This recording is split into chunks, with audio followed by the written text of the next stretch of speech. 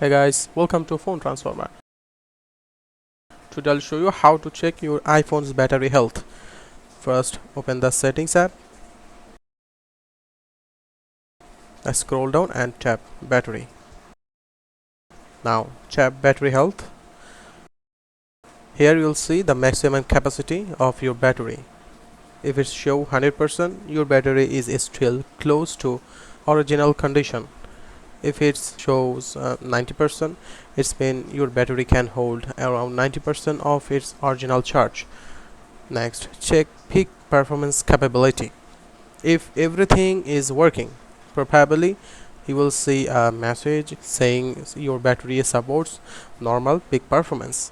If your battery was degraded significantly, your iPhone may recommend service or battery replacement. For more details, battery information, go back to settings, then tap privacy and security. Now scroll down and select analytics and improvements. Make sure share iPhone analytics is turned on. After a few days, analytics data will be available where you can find battery related logs if needed. For more uses, maximum capacity is the quickest and easiest way to check battery health. That's it. If you found this video helpful, don't forget to like and subscribe to the Phone's Transformer. And thanks for watching. I'll see you in the next one.